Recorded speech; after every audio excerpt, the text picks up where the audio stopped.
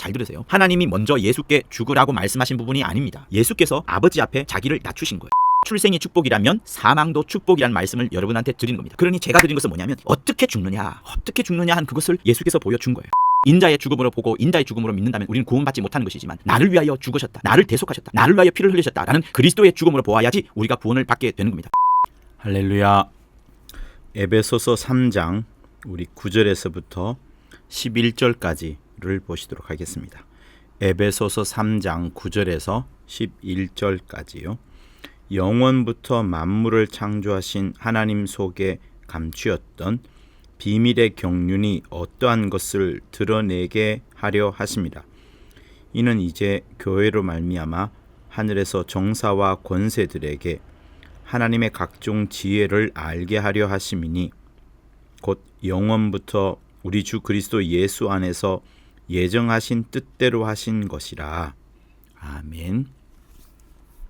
하나님은 예정하신 대로 일하십니다. 반드시 약속을 먼저 하시고 그 약속하신 대로 당신의 역사를 일구어 나가십니다. 그런 와중에 주의 종을 쓰셔서 계시로서 알려주심으로써 우리 모두가 다 하나님의 그 일을 알아갈 수 있도록 하고 또 하나님이 어떤 분인가를 확인하게 되는 그런 과정을 거치게 됩니다. 다시 말하면 하나님께서는 반드시 약속을, 언약을 계시로서 먼저 보여주시고 일을 하고 계십니다. 그런데 오늘 이 3장 9절에서부터 11절까지는 정말 중요한 부분입니다. 진짜 중요한 부분이에요. 이 9절에서부터 10절까지의 내용은 전부 같은 것을 지향하고 있습니다. 어떤 비밀의 경륜이라든가 하나님의 각종 지혜라든가 또 11절에 있는 예수 안에서 예정하신 뜻이라든가 이런 것들이 다 결국 하나를 가리키고 있습니다. 그리고 저 윗절에 있는 에베소서 3장 3절에도 있는 것처럼 계시로 내게 비밀을 알게 하신 것은 내가 이미 대강 기록함과 같으니 라고 말한 것은 바울이 역시도 계시로서 하나님의 비밀을 알게 되었는데 이것을 이미 대강 기록했다라고 말하는데 그것은 히브리서에 있는 태초 이전에 관한 내용, 태초 이전에 계셨던 분이 태초에 어떤 일을 하셨는가에 대한 그 설명을 히브리서가 잘 하고 있습니다. 그러니까 바울이 영적 지식이 굉장히 뛰어나거든요. 여러분 잘 들어주십시오. 바울이 영적 지식이 매우 풍성한데 진리에 대해서도 잘 알고 있는데 바울의 다른 서신서들은 주로 구원에 대한 믿음 이런 중심으로 구원 교리에 관해서 설명을 많이 합니다만 이 성경 에베소서하고 히브리서는 그 깊이가 다른 서신서와는 다른 매우 깊습니다. 그리고 세 가지 성경을 고르라면 에베소서, 히브리서, 빌립보서 이 속에는 정말 지금 9절과 10절과 11절에서 말하는 하나님의 비밀 혹은 은혜의 경륜, 계시로 알려주신 것, 즉 하나님의 의도 이런 부분들이 담뿍 담겨져 있는 내용들입니다. 그래서 다른 서신과 좀 다르게 읽어야 되는 부분이 있기 때문에 여러분 이 설교는 진짜 중요하다는 것을 여러분들한테 말씀을 드립니다. 자, 그러면 9절에 보면 영원부터라는 말이 있습니다. 성경에는 영원이라는 단어도 나오기도 하고 태초라는 단어도 나오기도 하거든요. 태초라는 말을 들으면 여러분 우선 창세기 1장에 나오는 하나님이 천지를 창조하신다, 우주를 창조하신다, 그것으로 보면 됩니다. 다시 말하면 눈에 보이는 물질계에 대한 창조, 그때가 태초가 됩니다. 그러나 영원부터 혹은 영원 전부터라고 하면 그런 물질계 그 이전에, 태초 그 이전에, 창세기 1장 그 이전에 있는 스토리를 먼저 말하는 거예요. 그러니까 영원부터가 훨씬 더 멀리 있는 그것을 말하는 겁니다. 그래서 하나님의 의도를 짧게 여러분들한테 말씀을 드리고자 한다면 하늘은 하나님이 아들을 위해서 따로 만들어 놓은 공간입니다. 그러니까 아들을 위해서 아들에게 주시려고 창조하신 곳이 바로 하늘이에요. 그래서 성경은 하늘을 하나님의 우편 보좌라고도 하는데 우편이라고 해서 하나님의 오른쪽 이제 이렇게 말하는 것이 아니라 뭐랄까요? 아버지를 가장 높일 수 있는 그 공간, 아버지를 가장 크게 볼 수 있는 그런 공간, 그런 것을 우편 보좌라고 합니다. 그러니까 특별하게 오른쪽 좌쪽 이렇게 보실 것이 아니라 하나님 아버지께서 가장 사랑하시고 아들의 입장에서는 하나님 아버지가 가장 크게 보이는 그런 공간, 그런 곳을 우편 보좌라고 보시면 됩니다.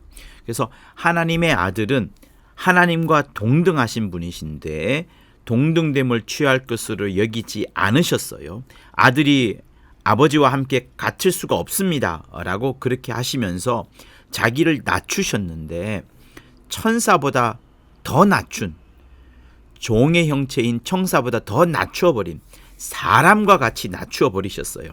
그렇게 하면서 낮추신 이유는 뭐냐면 하나님 아버지께 죽도록 순종하는 모습을 보이시려고.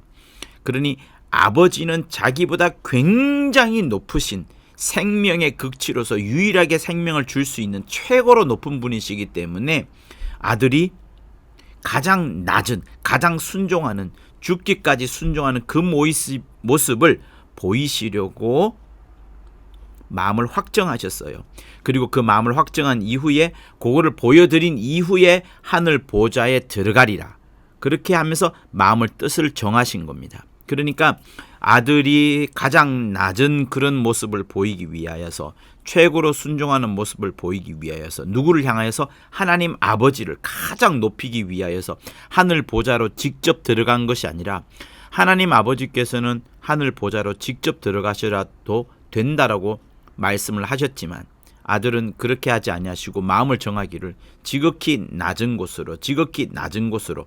그래서 하늘 우편 보좌로 직접 들어간 것이 아니라 우주를 만들었었고요. 그 우주를 통해서 들어가도록 하신 겁니다. 그러니 우주라는 공간은 하늘에 들어가는 현관, 입구와도 같은 공간을 말하는 거예요. 그러니 우주라는 것은 이제 어디에 나오느냐 하면 창세기 1장에 나오는 겁니다. 거기 보면 진흙탕처럼 되어 있고 물과 입자들이 막 혼재되어 있는 이런 곳인데 성경은 그곳을 흑암 혹은 또 음부라고도 말합니다. 그러니 우주 이퀄 흑암 이퀄 음부 이퀄, 우선은 이렇게 같이 등치시키면서 보십시오. 그러면 이해하기가 빠릅니다.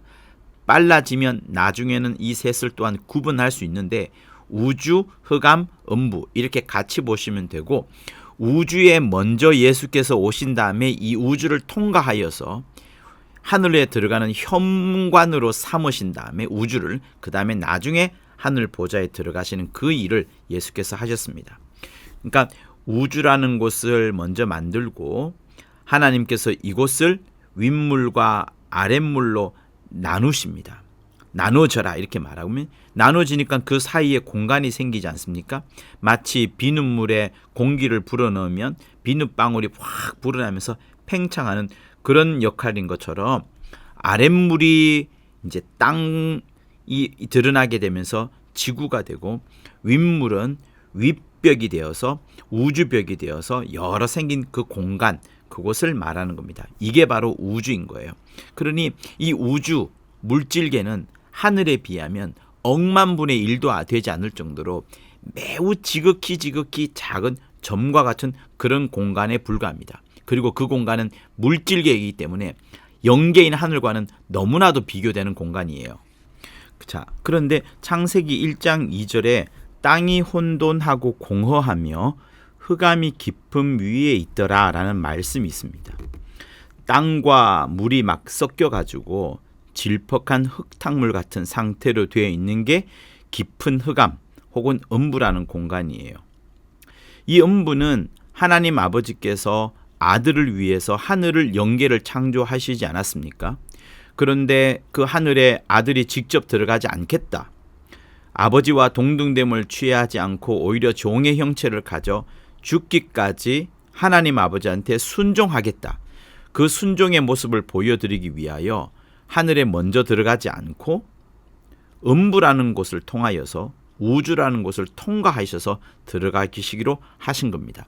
왜? 아들의 모든 목적은 아버지는 나보다 크심이라 하신 요한복음 14장 28절에 있는 말씀처럼 항상 아버지가 나보다 크시다. 아버지는 나보다 높으시다.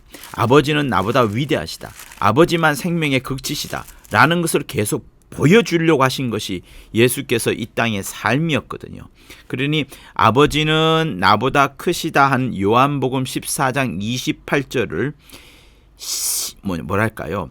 실행하시고 그것을 인정하시고 그것을 말짱히 드러내신 그것이 바로 이제 이 땅에서의 아들의 모습인 겁니다. 그러니 그토록 하나님 아버지께서는 하늘을 만드셔서 아들을 위하여서 모든 것을 이제 설정을 하셨지만 아들은 우주라는 지극히 작은 물질계인 그 현관을 통하여서 이제 하늘 영계에 들어가시려는 그런 겸손한 마음을 가지시면서 만든 공간이 어디라고요?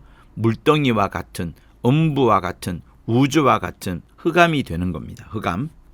그러니까 이 흑암이니까 빛이 없고 생명도 없는 거예요. 흑암에 아무것도 없을 때 하나님께서 하신 일이 있습니다. 그게 무엇인가 하면 하늘을 하나님께서 지으셨지만 그때 반역한 천사들이 생겼어요. 그 반역한 천사들이 생길 것을 이미 하나님은 아시고 한 공간을 마련해 놓았는데 그게 바로 흑암입니다. 그러니 하늘에서 반역한 자를 흑암에 가두셨고요. 그 흑암에 가두신 이후에 하나님께서 그 흑암 공간 속에 빛이 있으라 하고 윗물과 아랫물로 나뉘어라 이렇게 이제 하나님이 명령을 하십니다. 창세기 1장에 그것이 잘 나와요.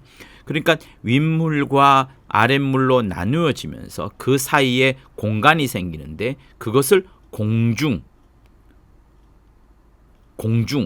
비어있는 궁창 이렇게 말하는 겁니다. 그러니 그 흑암에 가두어 놓았던 타락한 천사가 이제 공중이라는 공간이 생기면서 공중 권세 잡은 자가 되는 겁니다. 이 부분에서는 나중에 다시 한번 배울 기회가 있을 겁니다만 어쨌든 요렇게 먼저 알아두십시오.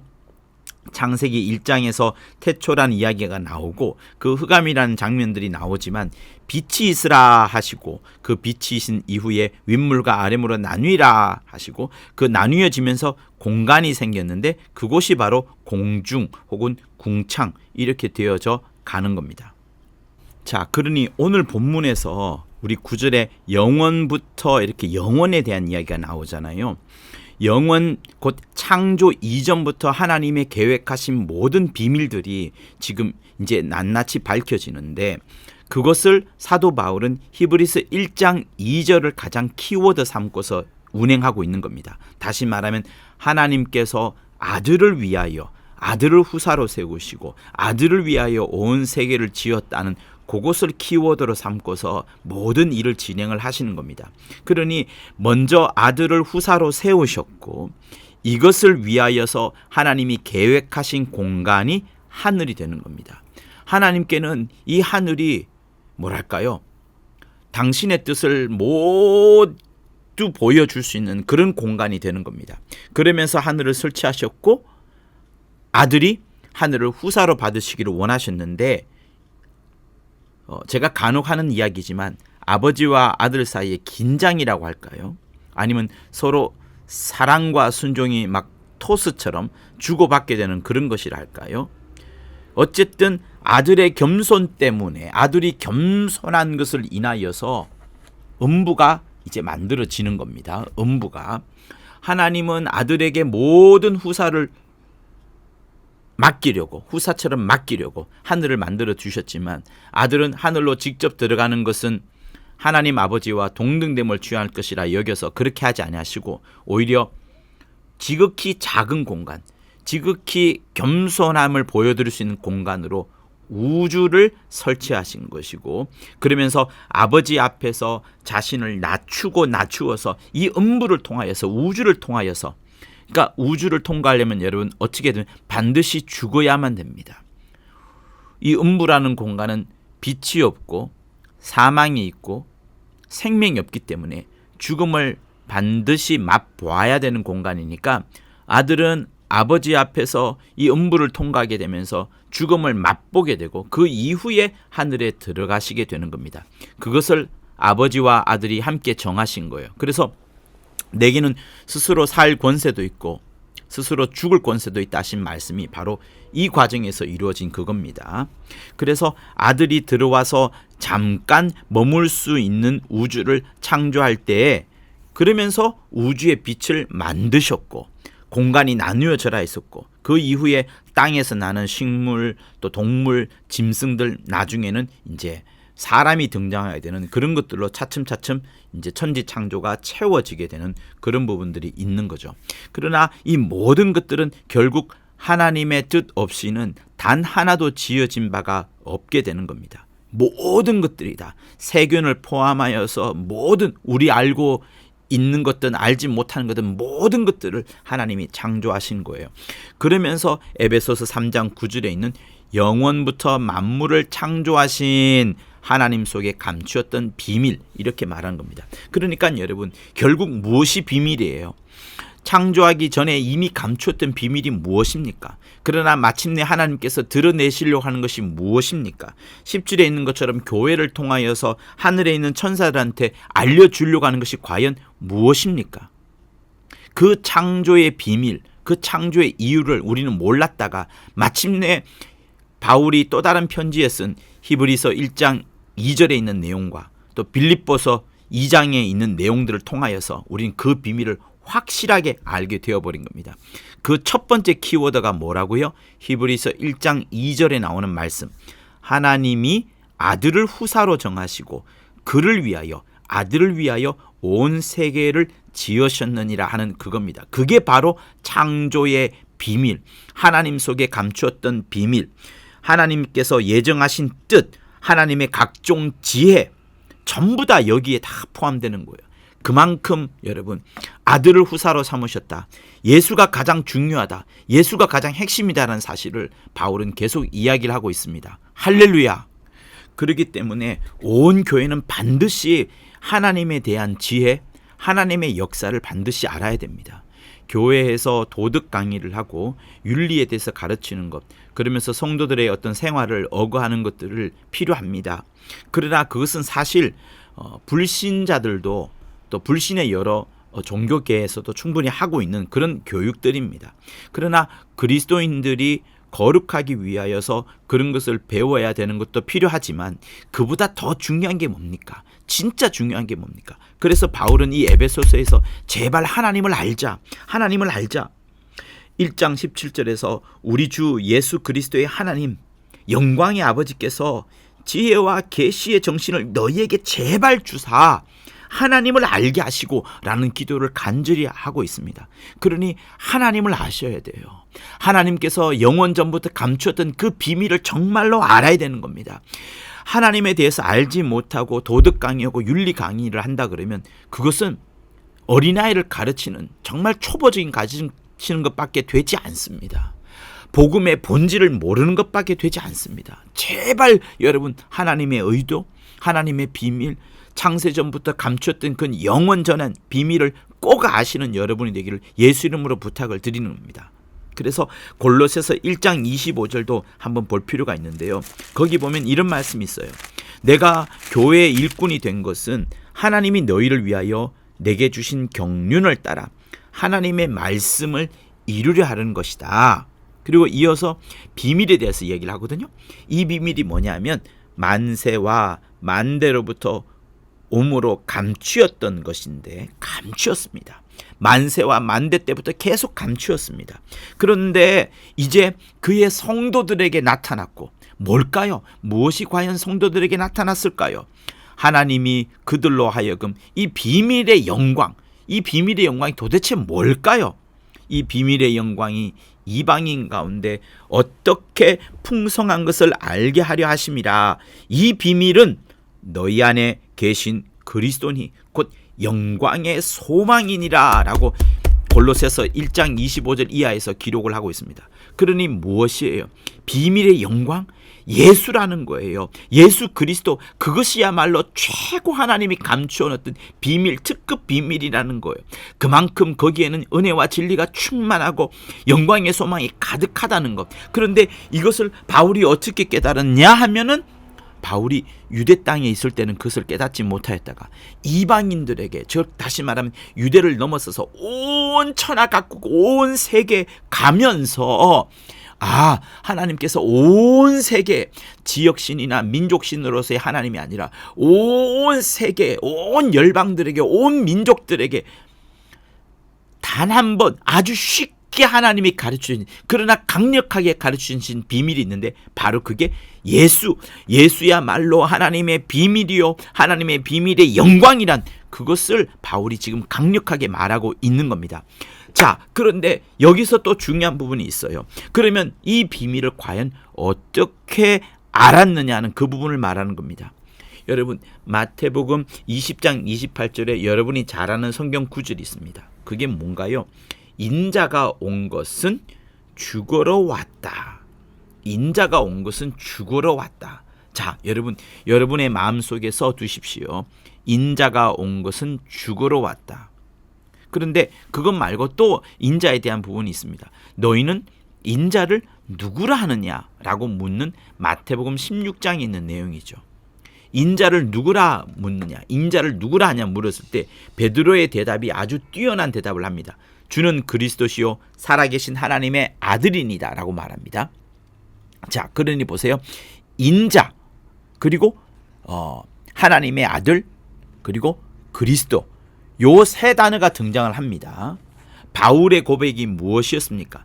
인자를 그리스도로, 인자를 하나님의 아들로 고백합니다. 그것이 바울의 믿음이 되었고, 그 바울의 믿음을 하나의 반석 삼아서 이제 교회가 세워지는 겁니다. 그 믿음이 있어야지 구원을 받는 거예요. 그러면 인자는 뭐고, 하나님의 아들은 뭐고, 그리스도는 뭐라는 그런 부분들을 우린 자연스레 질문을 스스로에게 하게 됩니다.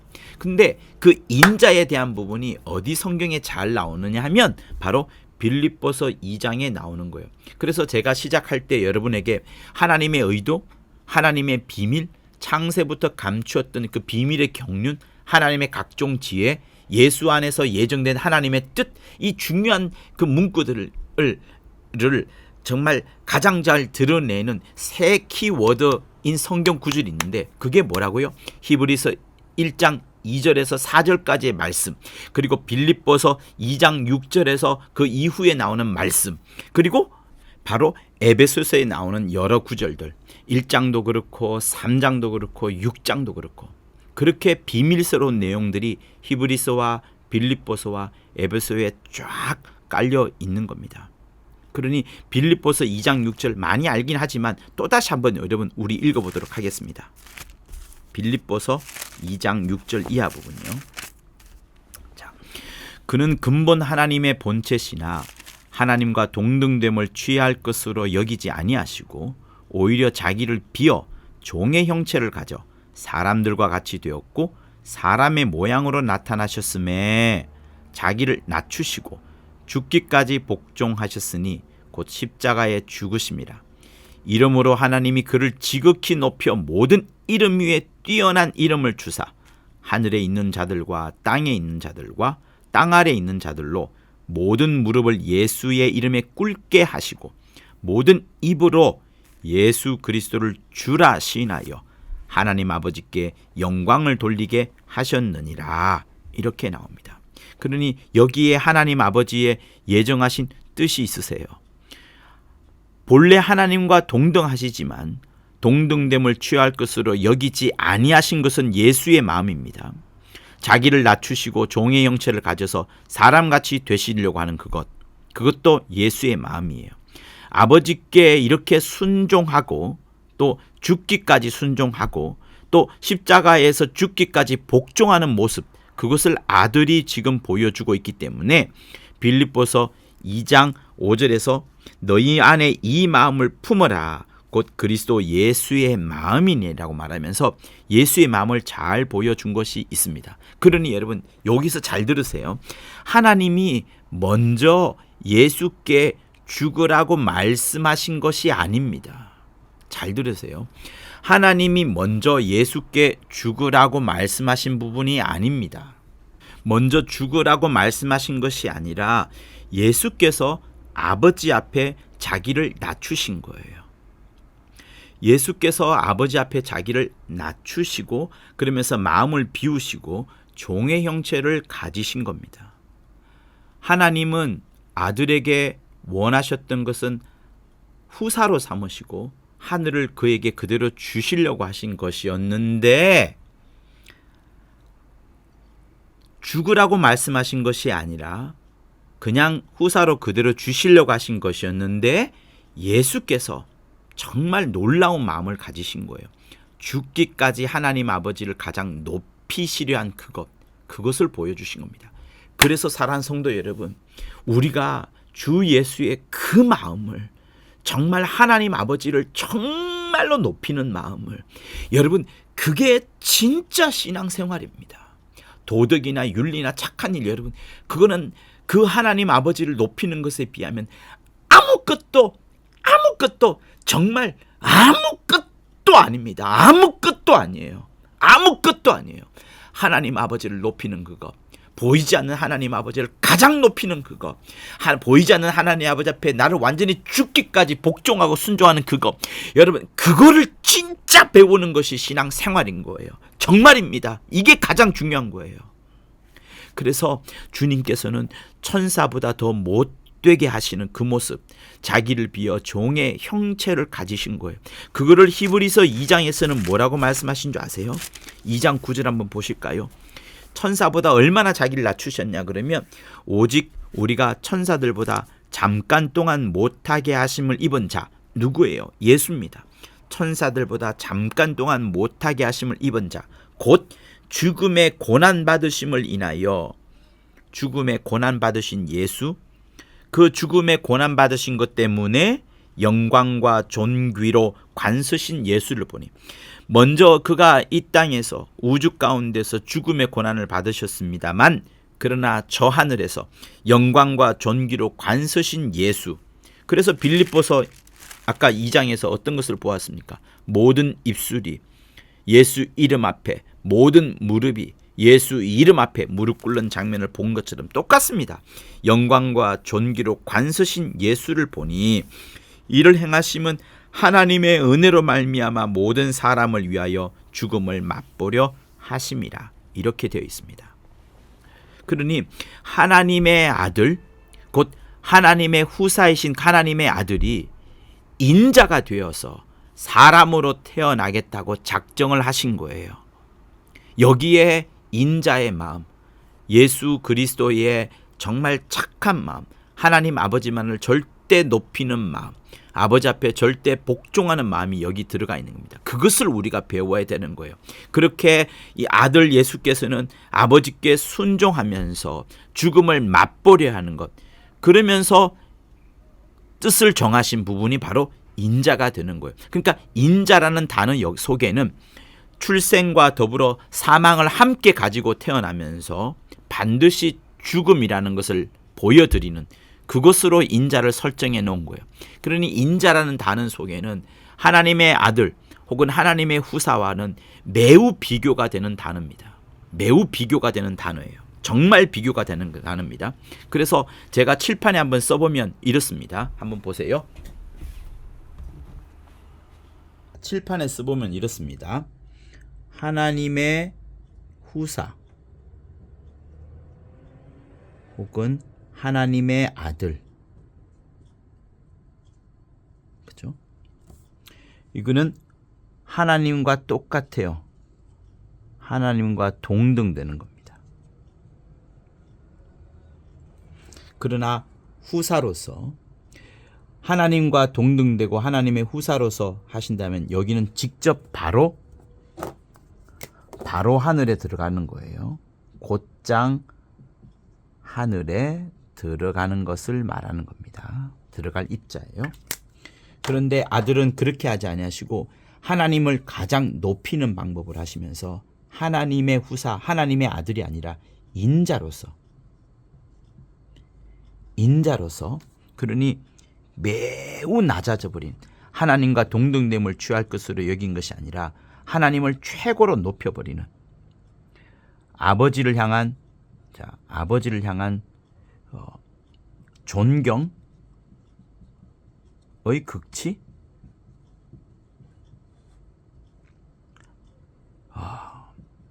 예배의 극치, 그러면서 하나님 아버지만 생명의 극치, 이것을 보여준 겁니다. 인자가 아버지께 그것을 계속 보여준 거예요. 그러면서 자기는 어떻게 돼요? 지극히 낮아져 버리는, 그죠? 낮아짐의 극치, 정말 낮아짐의 극치, 죽기까지, 그죠? 죽음의 극치라고 해도 돼요. 죽기까지 낮아짐. 생명이 아니라 죽음을 맛보는 그 지경까지 낮아져 버리면 그만큼 하나님 아버지를 가장 높여버린 겁니다. 그러니 여기서 하나님의 아들 인자를 여러분 구별할 수 있는 것이 매우 중요한 겁니다. 꼭꼭 알아두십시오. 그러면서 이 사실들을 알자는 것이 아니라 우리 역시도 하나님 아버지를 정말로 높이는, 아들처럼 정말로 높이는 것이 필요하다는 것을 말하고 있는 거예요. 그것을 지금 성경이 말하고 있고 그것을 배우자는 것이 빌립보서 2장에 있는 말씀이고 그것이 하나님의 감추어놓은 비밀이라 말씀하는 겁니다. 할렐루야. 그러니 예수께서 인자가 되시면서 아버지를 향한 그 아들의 충심, 아들의 효심이 완벽하게 담겨져 있는 거예요. 아버지와 동등하지만 그러나 아버지보다 높다거나 아버지와 똑같다는 것을 전혀 보인 것이 아니라 여전히 아버지를 섬기겠습니다. 여전히 아버지께 효를 다하겠습니다. 여전히 아버지께 충성을 다하겠습니다. 그러면서 만드신, 그러면서 설정하신 게 바로 인자, 죽음과 출생을 맛보게 되는 인자, 그 인자로 정하신 거예요. 보세요. 인자로 오셔서 죽기까지 아버지께 순종하고 복종하고 충성하고 효심을 보여드린 그거를 말씀하는 겁니다. 그게 인자의 마음이에요. 그래서 그거를 빌립보서 2장에서 배우자 하는 그것이고 우리 역시도 그 마음을 배우자 하는 것이 빌립보서 2장에서 바울이 계속 강조하는 겁니다. 보세요. 그러니 인자는 사람은 출생하고요, 죽고요, 또 출생하기 위해서는 그 인자의 부모가, 사람의 부모가 결혼을 해야 됩니다. 그런데 여러분, 출생하지 않고 사망하지 않고 시집도 안 가고 장가도 안 가는 영적 존재가 있습니다. 그게 뭔가요? 천사예요. 천사는 출생이나 사망이나 시집이나 장가가 없어요. 처음부터 하늘에서 하나님이 많은 수로 지음을 받았기 때문에 그들에게는 출생, 사망, 시집, 장가가 필요가 없습니다.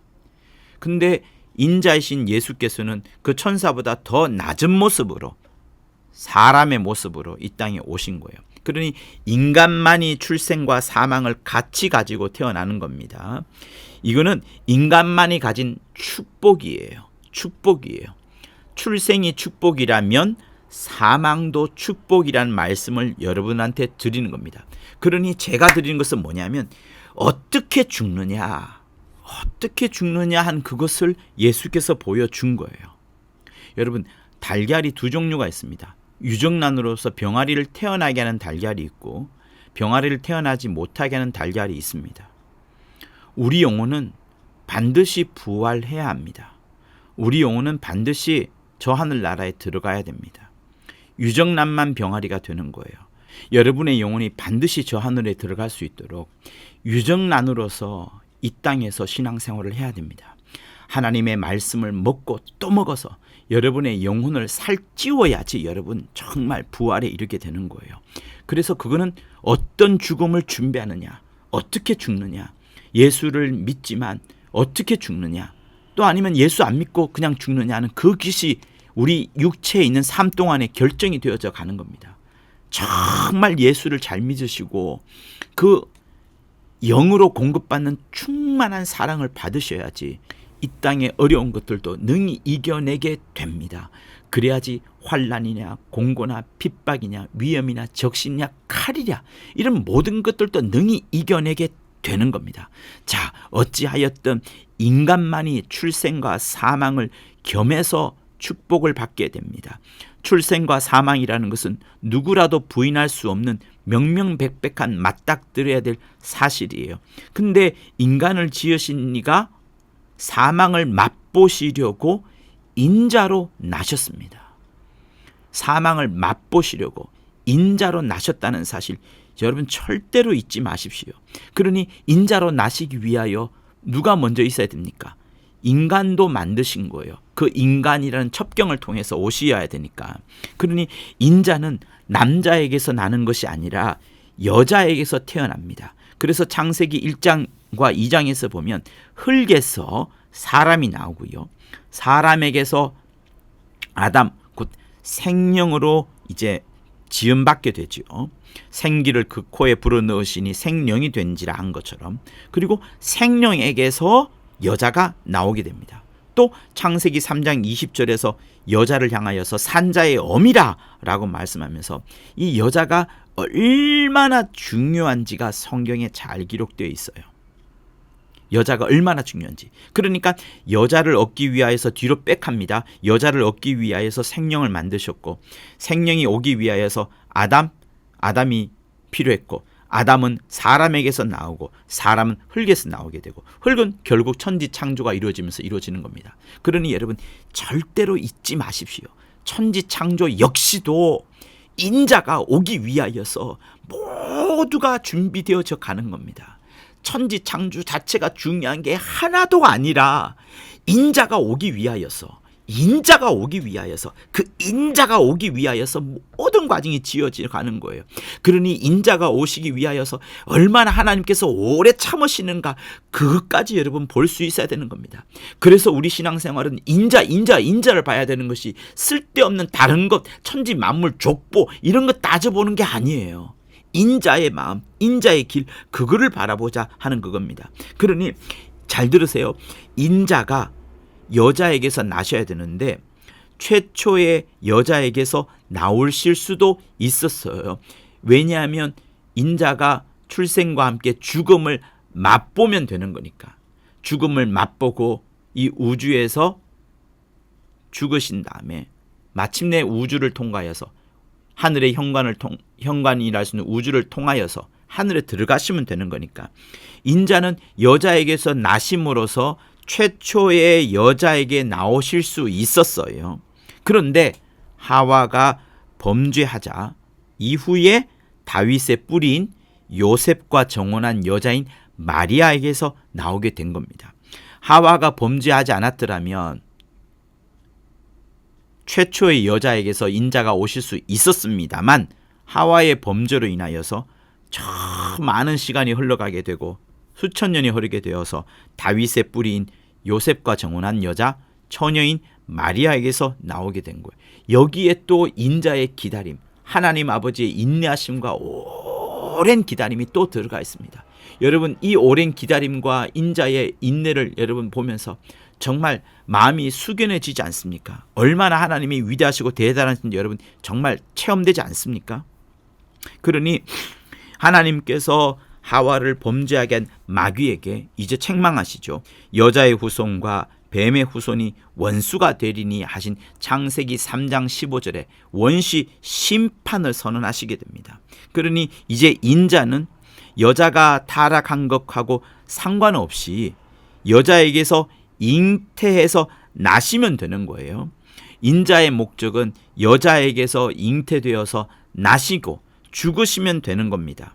그런데 타락한 이들의 후손을 구하시려고, 아담과 하와와 그 후손들을 구하시려고 아담을 구해야 되겠다라고 이제 생각을 하신 겁니다. 그래서 아담에게서 여자가 나오지 않습니까?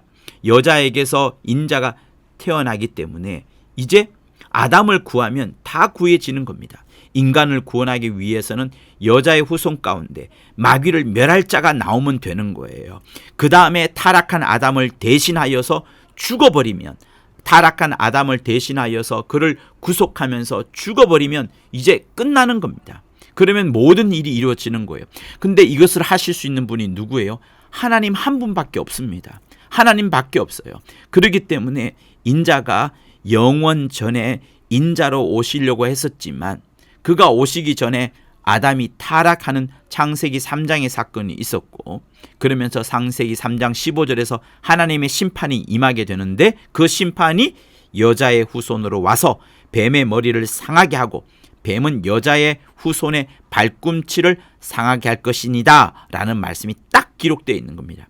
바로 그때 인자가 마귀를 멸하시고 인류를 구속하시는 구속자로 보냄을 받게 되는 그 결정이 창세기 3장 15절에서 딱 들어가 있는 거예요. 다시 말하면 인자로서 그런 죽음을 맛보시면 되는데, 창세기 3장 15절에서 죽음을 당해야 되는, 마귀를 멸하고 인류를 구속하는 자로, 구속자로 보냄을 받게 되는 그리스도라는 직분이 창세기 3장 15절에 딱 명하여지는 겁니다. 그러니 그 구속자, 그 구원자, 바로 한 단어로 말하자면 메시아 혹은 그리스도가 되는 겁니다. 그리스도라는 단어는 보내심을 받았다, 기름 부음을 받았다, 하나님의 일을 하는 자다, 하나님의 특별한 일을 하는 자다라는 그 뜻이 있습니다. 예수께서 인자로 오실 생각이었지만 그때로부터 창세기 3장 15절로부터 이제 구속해야 되는, 대신 죽어야 되는, 구원하시고 속하시게 되는, 구원하고 빛을 대신 갚아주는 구속자로 오시는, 그러면서 인간을 해방해버리는, 마귀를 멸하시게 되는 그 일을 이제 하게 되는 겁니다. 그러니 인자는 죽음을 맛보려 하는 거예요.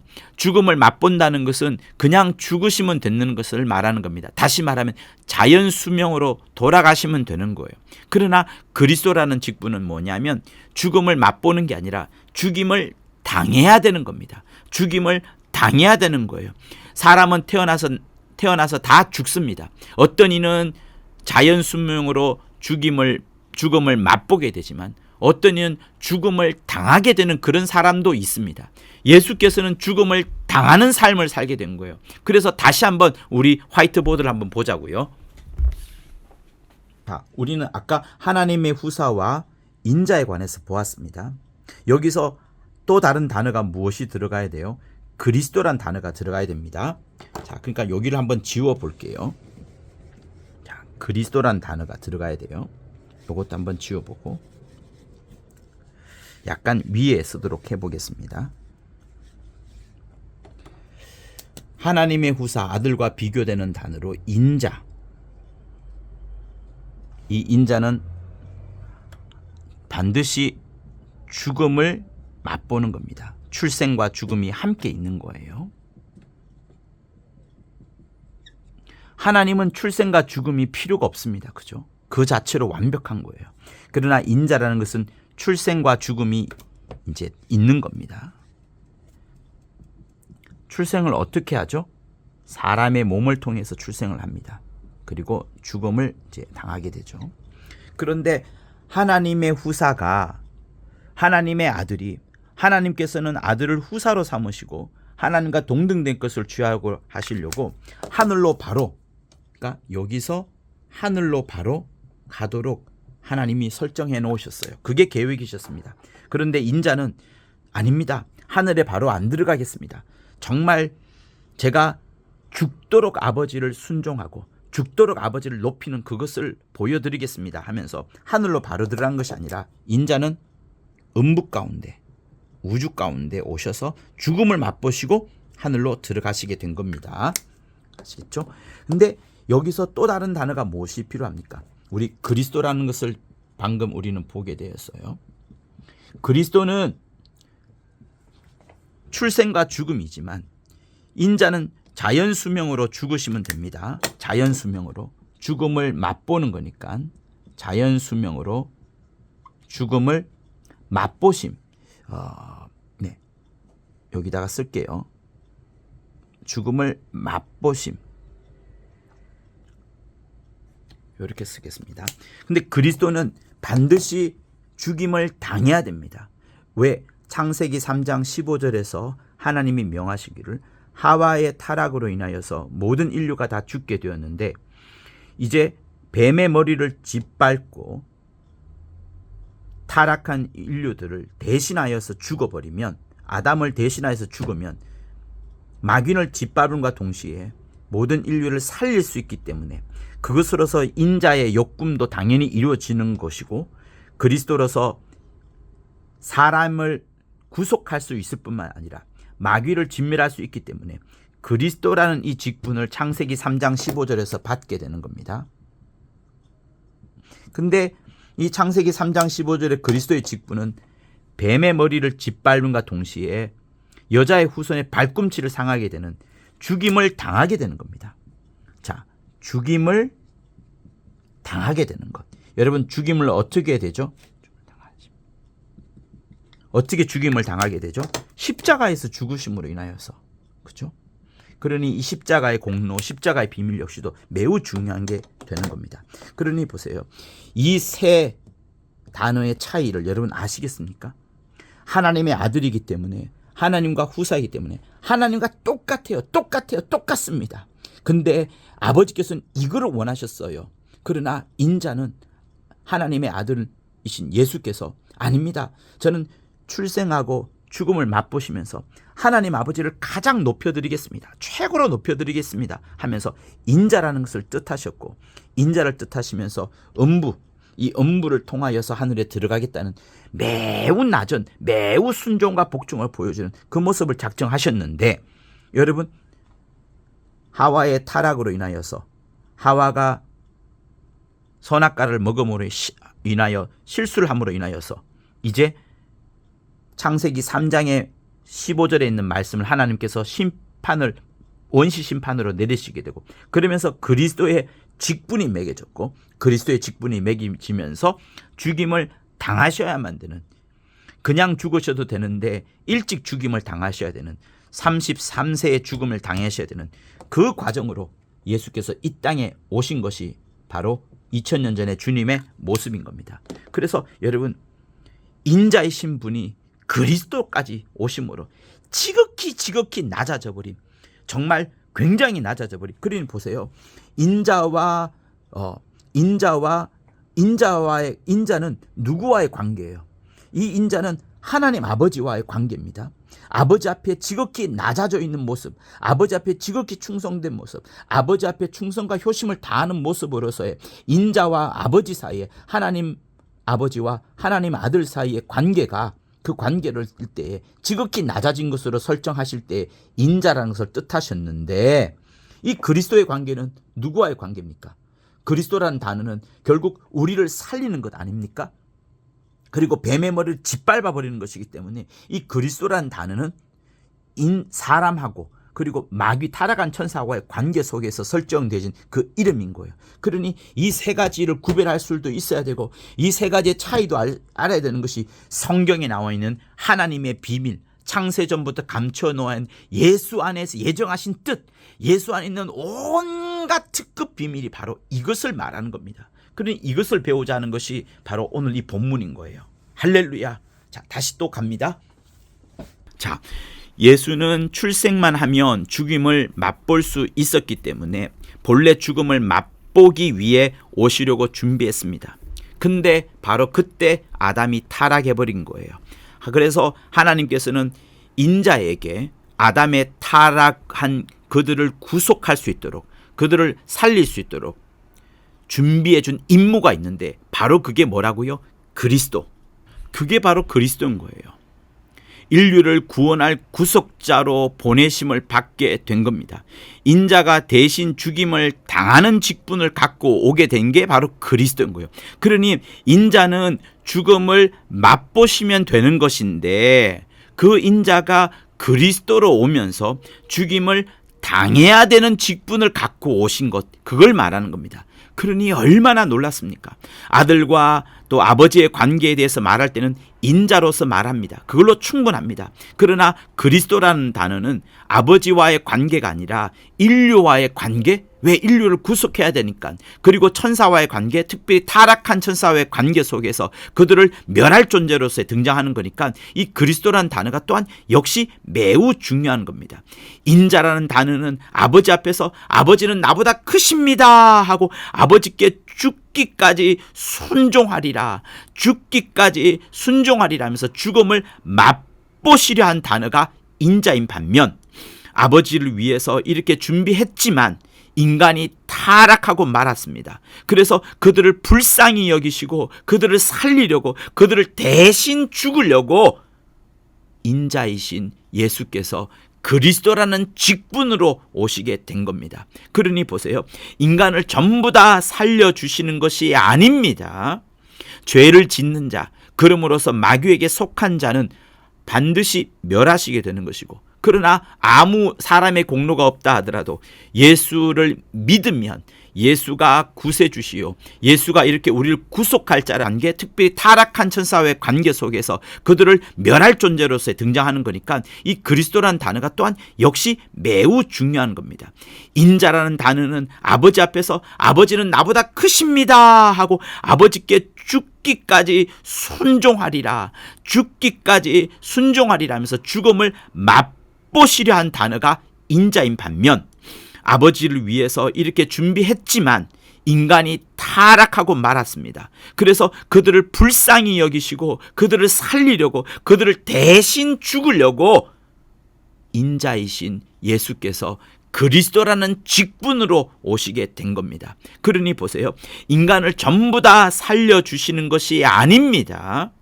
죄를 짓는 자, 그러므로서 마귀에게 속한 자는 반드시 멸하시게 되는 것이고, 그러나 아무 사람의 공로가 없다 하더라도 예수를 믿으면 예수가 구세주시요, 예수가 이렇게 우리를 구속할 자라는 것을 믿으시고 예수가 하나님이 보내신 자라는 것을 믿는 자를, 곧 예수를 영접하는 자는 누구든지 우편강도든 현장에서 간음한 여인든 누구든지 살리시고 구속하시고 대신 죽으시려고 하시는 것이 바로 예수신 거예요. 그걸 하나님께서 당신의 사랑으로 보내주신 겁니다. 할렐루야. 그러니 인자로 죽는다면 출생하시고 자연스럽게 죽음을 맛보시면 되겠지만 청년의 나이 속에 33살의 인생 속에서 죽임을 당하시면서 그리스도로 오셔서 나이를 단축하면서까지 죽으려고 했었거니까 얼마나 뭐랄까요, 건강하고 왕성한 나이에 죽임을 당했으니 얼마나 안타깝겠습니까? 그러나 이거는 인간적인 면이긴 합니다만 우리 인간의 면에 봐서는 여러분 이런 부분들도 매우 중요한 거예요. 이토록 죽임을 당하는 것, 십자가에 달려 돌아가시는 것이 그리스도의 죽음이 되는 것이고, 그가 33세에 십자가에 달려 죽으신 것은 바로 인자의 죽음이 아니라 그리스도의 죽음이 라고 말해야 가장 정확한 겁니다. 그래서 예수를 그리스도라고 믿으면 나를 위해서 죽으셨다는 것을 인정하는 것이기 되기 때문에 내가 그리스도의 공로 입은 사람, 그리스도의 공로를 가진 사람, 예수의 피를 가진 사람이 되는 것이고, 반면 인자의 죽음은 뭐예요? 출생했기 때문에 당연히 죽는 죽음, 자연 수명으로서의 죽는 죽음, 그걸로 본다면 여러분 우리는 구원받지 못하는 겁니다. 인자의 죽음으로 본다면 우리는 구원받지 못하는 것이고 그리스도의 죽음으로 봐야지 우리가 구원을 받게 되는 겁니다. 이 차이 동안 여러분 정확하게 알아놓아 두셔야 합니다. 인자의 죽음으로 보고 인자의 죽음으로 믿는다면 우리는 구원받지 못하는 것이지만 나를 위하여 죽으셨다, 나를 대속하셨다, 나를 위하여 피를 흘리셨다라는 그리스도의 죽음으로 보아야지 우리가 구원을 받게 되는 겁니다. 그러니까 예수를 단순히 한 사람 개인의 죽음으로 보면 구원이 없는 것입니다만 예수를 하나님이 보내셨고 하나님이 죽으라고 명하신 그리스도의 직분으로 오셨고 그 그리스도의 직분으로 오시면서 피를 다 쏟아낸 그 사실을 믿으면 우리가 구원을 얻게 되는 겁니다. 바울은 그래서 인자와 그리스도에 대한 비밀을 너희가 어떻게 알 수 있을까라고 하면서 계속 비밀, 경륜, 지혜, 계시 이런 이야기를 계속하면서 써내려가고 있는 거예요. 그것이 바로 오늘 이 본문 3장 9절에서 11절에서 막 녹아 들어가 있는, 어찌하면 그 인자로서 오신 그리스도, 인자적 그리스도, 인자이신 그리스도, 그거를 어떻게 하면 알려줄 수 있을까? 그것이야말로 영원부터 만물을 창조하신 하나님 속에 감추었던 비밀의 경륜인데, 그것이야말로 천사들도 알아야 되는 하나님의 각종 지혜인데, 그것이야말로 영원부터 예수 안에서 예정하신 하나님의 뜻인데 라고 하면서 그것을 어찌하면 알릴고, 그리고 또 우리 역시도 그것을 알아야 된다라고 지금 강조하고 있는 게 바로 오늘 이 본문인 겁니다. 할렐루야. 그러니 여러분, 이 사실을 잘 안다면 주님의 은혜가 얼마나 감사한지, 하나님의 사랑이 얼마나 큰지를 깊이 깨닫게 되어 가는 거예요. 여러분 속에 하나님의 이 놀라운 사랑, 하나님의 이 놀라운 비밀의 경륜, 하나님의 이 각종 지혜, 예수 안에 담겨져 있던 그 하나님의 놀라운 뜻을 충만히 알고 충만히 누림으로써 하나님께 영광과 찬송을 돌려드리는, 여러분의 삶 가운데도 그렇게 영광과 찬송이 돌려지는 삶이 펼쳐지기를 예수 이름으로 축원합니다. 할렐루야, 할렐루야. 하나님 아버지, 주 예수의 보여주신 이 놀라운 계시의 말씀이 하나님의 아들이셨다가 인자의 마음을 품으셨다가 마침내는 그리스도의 직분으로 오면서까지 놀라운 하나님의 경륜을 잘 보여주심을 감사하나이다. 하나님 아버지, 우리 가운데 어느 누구도 교만한 자가 없게 해주시고 예수의 마음을 배워 인자처럼 낮아지고 또한 직분을 가졌을 때에 하나님의 보내심을 받은 자처럼 정말 죽기까지 순종하고 복종하며 하나님의 이름을 높여드리는 우리 모두가 되도록 역사하여 주시옵소서. 주께만 영광 돌려지는 우리의 삶, 이 설교를 듣는 사람들이 다 하나님 아버지께만 영광 돌려지기를 간절히 원하오며 예수 이름으로 기도하였습니다. 이제는 우리 주 예수 그리스도의 은혜와 하나님 아버지의 극진하신 사랑과 성령의 감화 감동 교통케 하심이 인자의 마음을 배우고 그리스도의 직분만큼 충성을 다하려 하는 자들 위해 영원토록 함께 있을지어다. 아멘. 고맙습니다. 구독과 좋아요는 저한테 큰 힘이 됩니다. 고맙습니다.